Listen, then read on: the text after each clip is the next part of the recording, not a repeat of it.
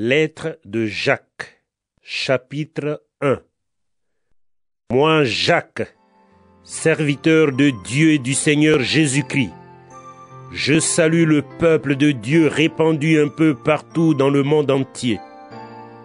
Mes frères et mes sœurs chrétiens, quand vous rencontrez des difficultés de toutes sortes, soyez très heureux. Vous le savez. Si votre foi reste solide dans les difficultés, celles-ci vous rendent plus résistants. Il faut que vous résistiez jusqu'au bout. Alors, vous serez vraiment parfait et vous ne manquerez de rien.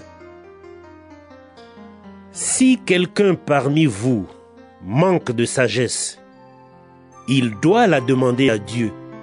Et Dieu lui donnera cette sagesse. En effet, Dieu donne à tous, généreusement, sans faire de reproches. Mais il faut qu'il demande avec foi, sans douter. Celui qui doute ressemble à une grosse vague de la mer que le vent soulève et agite. Celui-là ne doit pas penser qu'il va recevoir quelque chose du Seigneur. C'est quelqu'un qui ne sait pas choisir sa route. Tantôt il avance, tantôt il recule.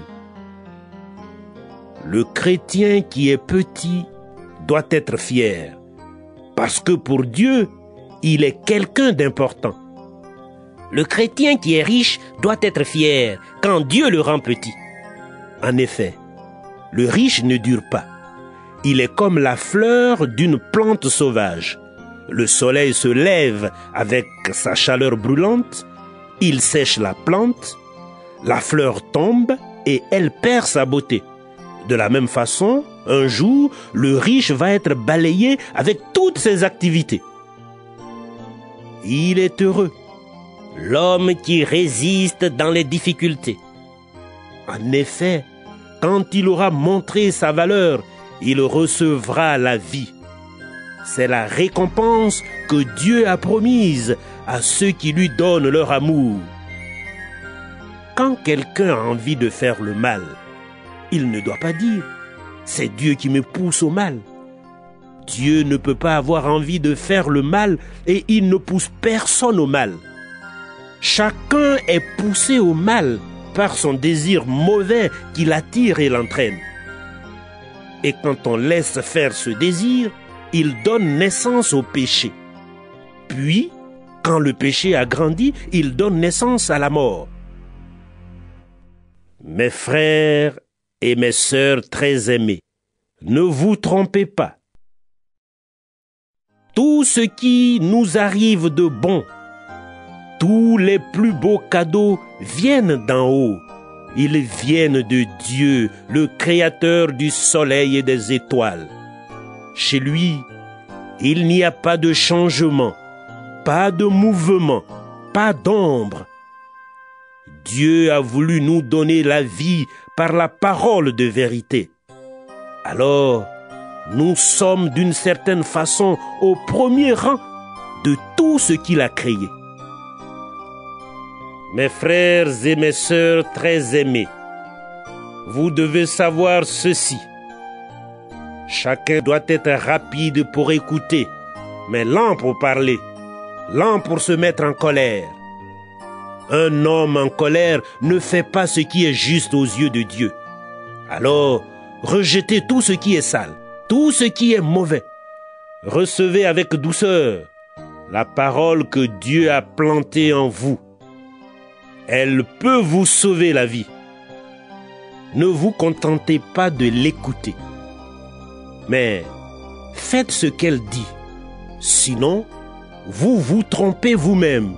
Oui, celui qui écoute la parole et qui ne fait pas ce qu'elle dit, voici à qui il ressemble. Il ressemble à un homme qui regarde son visage dans un miroir. Il se voit tel qu'il est, il se regarde, puis il s'en va et il oublie tout de suite comment il est. Au contraire, voici quelqu'un qui étudie avec attention la loi parfaite qui rend libre. Il reste attaché à cette loi. Il écoute la parole. Il ne l'oublie pas et il fait ce qu'elle dit.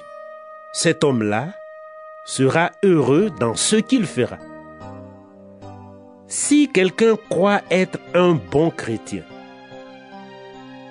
mais n'est pas maître de sa langue, il se trompe lui-même. Et sa façon de pratiquer la religion ne vaut rien. Aux yeux de Dieu, notre Père, voici la façon parfaite de pratiquer la religion. Prendre soin des orphelins et des veuves dans leur malheur.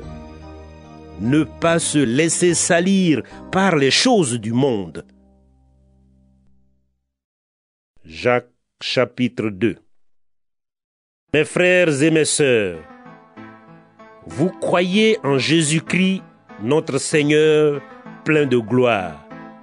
Alors, ne faites pas de différence entre les gens. Prenons un exemple. Un homme vient là où vous êtes réunis. Il porte une bague en or et des habits très beaux. Un pauvre vient à la même réunion. Il est mal habillé. Vous montrez plus de respect à l'homme qui porte les beaux habits et vous lui dites: vous, asseyez-vous ici, à cette bonne place. Au pauvre, vous dites: toi, reste debout. Ou bien, assieds-toi là, par terre, à mes pieds. Quand vous agissez ainsi, est-ce que vous ne faites pas des différences entre vous? Est-ce que vous ne jugez pas avec un cœur mauvais? Écoutez mes frères et mes sœurs très aimés. Est-ce que Dieu ne choisit pas justement ceux qui sont pauvres aux yeux du monde? Il veut les rendre riches en leur donnant la foi. Il veut qu'ils reçoivent le royaume promis à ceux qui ont de l'amour pour lui. Mais vous méprisez les pauvres. Pourtant, qui vous écrase? Qui vous traîne devant les tribunaux? Ce sont les riches, n'est-ce pas? Ce sont les riches qui se moquent du beau nom que Dieu vous a donné. Les livres saints disent: aime ton prochain comme toi-même. C'est la loi du royaume. Et si vous obéissez à cette règle, vous agissez bien. Mais si vous faites des différences entre les gens, vous péchez. Et la loi de Moïse vous condamne parce que vous désobéissez. Oui, celui qui suit toute la loi, mais qui désobéit à un seul commandement, il est coupable envers toute la loi. En effet, Dieu a dit: ne trompe pas ta femme ou ton mari. Mais il a dit aussi: ne tue personne. Donc, par exemple, tu ne prends pas la femme ou le mari de quelqu'un d'autre, mais tu assassines une personne. En faisant cela, tu désobéis à la loi. Parlez, vivez comme des gens qui vont être jugés par une loi qui rend libre.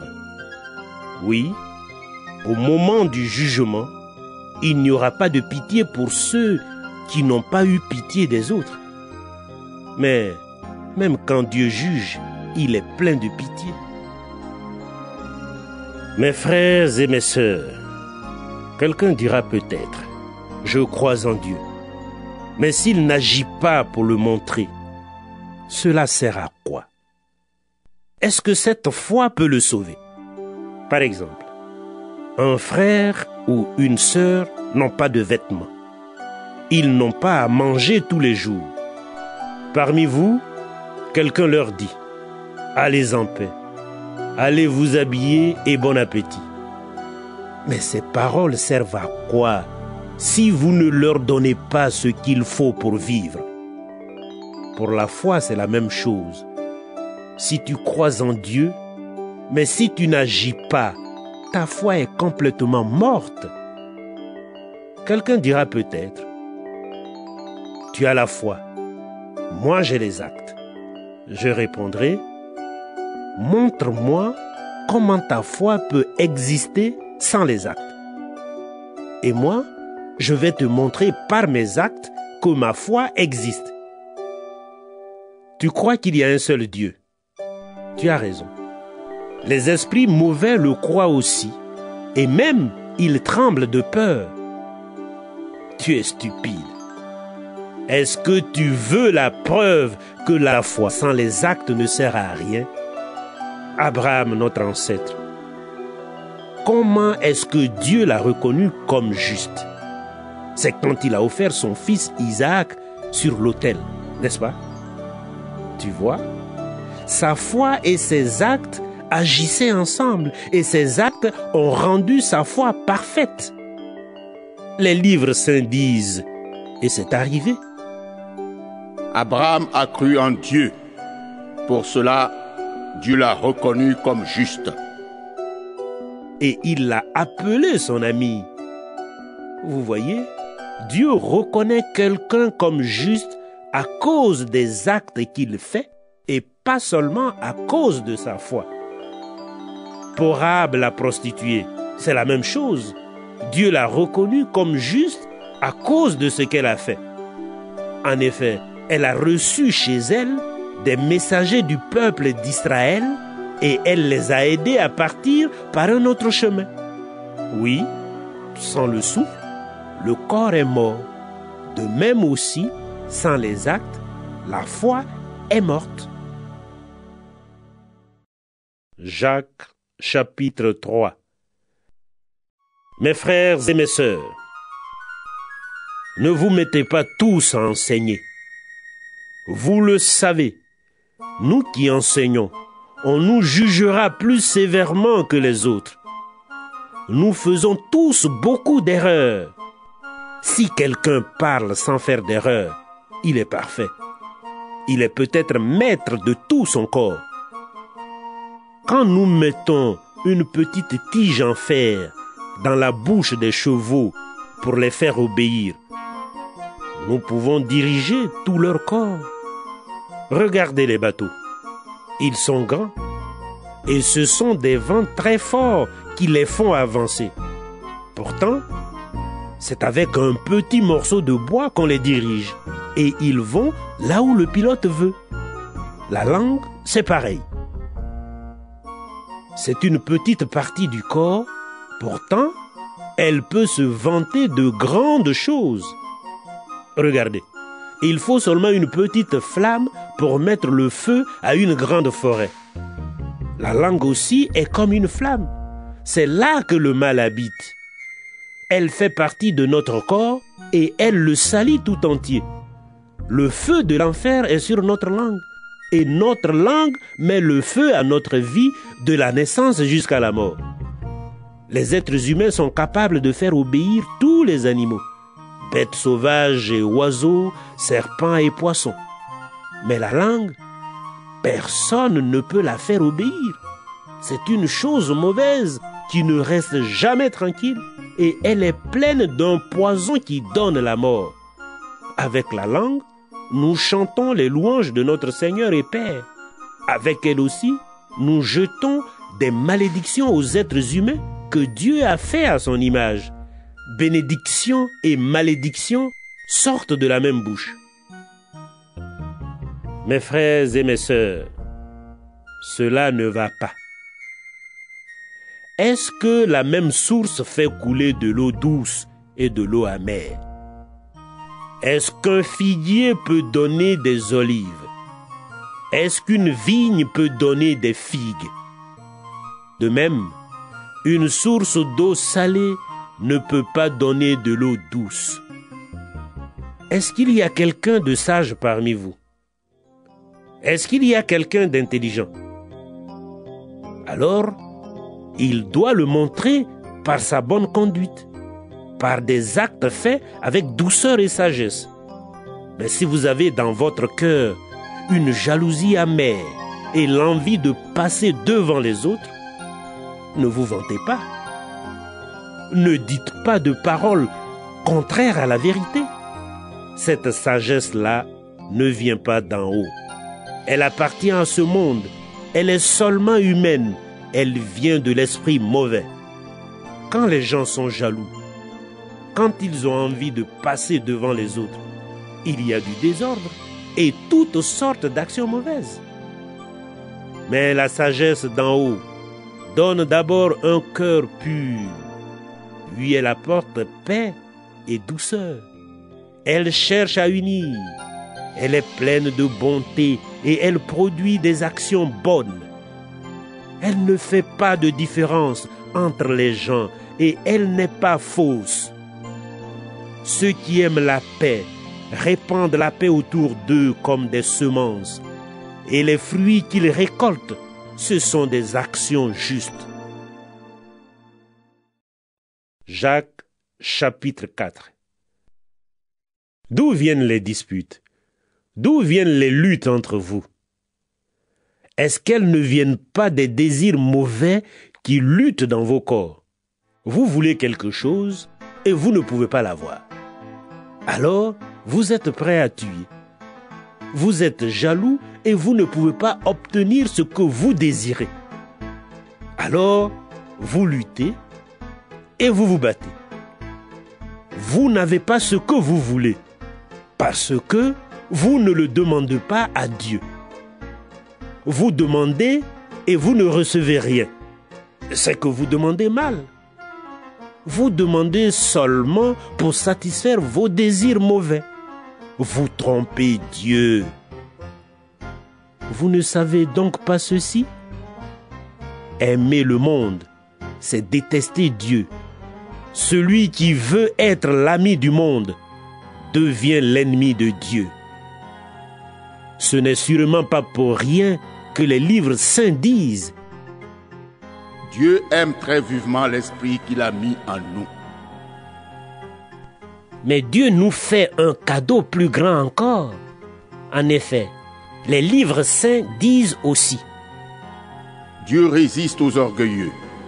Il donne sa bénédiction aux petits. Alors, obéissez à Dieu, mais résistez à l'esprit du mal, et il va fuir loin de vous. Approchez-vous de Dieu, il s'approchera de vous. Purifiez-vous, vous qui êtes pécheurs. Nettoyez vos cœurs, vous qui êtes faux. Soyez tristes. Mettez des habits de deuil, pleurez. Changez vos rires en larmes et votre joie en tristesse. Faites-vous petit devant le Seigneur et il vous honorera. Frères et sœurs chrétiens, ne dites pas de mal les uns des autres.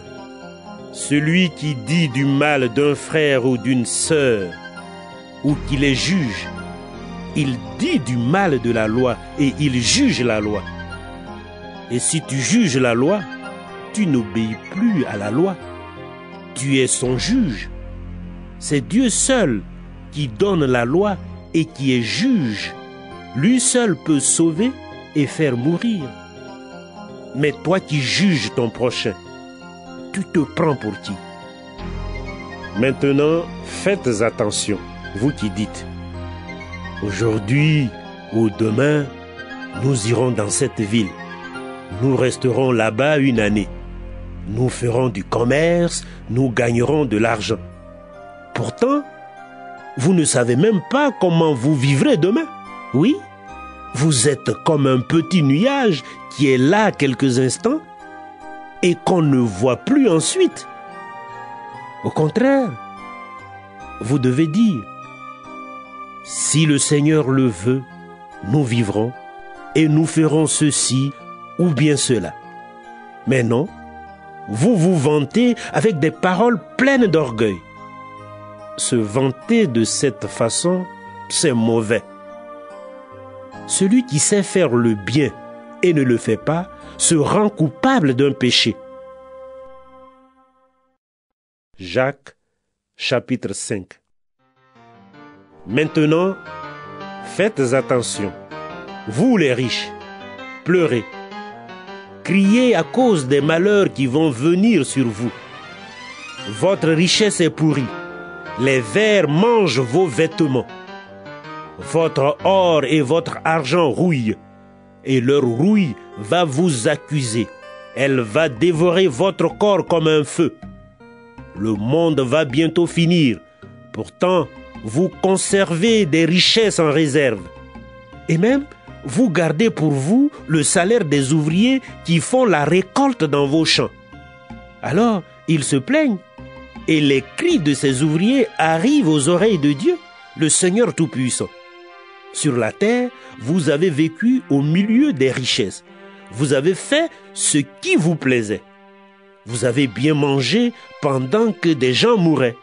Vous avez condamné les innocents et vous les avez tués. Ils ne vous ont pas résisté. Frères et sœurs chrétiens, soyez patients. Le Seigneur vient. Regardez le cultivateur. Il attend avec patience les belles récoltes de la terre, depuis les premières jusqu'aux dernières. Vous aussi, soyez patients. Courage, le Seigneur vient bientôt. Frères et sœurs, ne vous plaignez pas des autres pour que Dieu ne vous juge pas. Voici le juge, il est à votre porte. Frères et sœurs, les prophètes qui ont parlé au nom du Seigneur ont souffert avec patience. Prenez-les comme exemple. Voyez, les gens qui résistent dans les difficultés, nous disons qu'ils sont heureux. Vous avez entendu l'histoire de Job, l'homme patient. Vous savez ce que le Seigneur lui a donné à la fin? Oui, le Seigneur est plein de tendresse et de pitié. Surtout, mes frères et mes sœurs, ne faites pas de serment. Ne prenez pas comme témoin le ciel, la terre ou autre chose. Dites simplement oui quand c'est oui et non quand c'est non. Alors, Dieu ne vous jugera pas. Parmi vous, est-ce que quelqu'un souffre? Il doit prier. Est-ce que quelqu'un est heureux? Il doit chanter pour le Seigneur.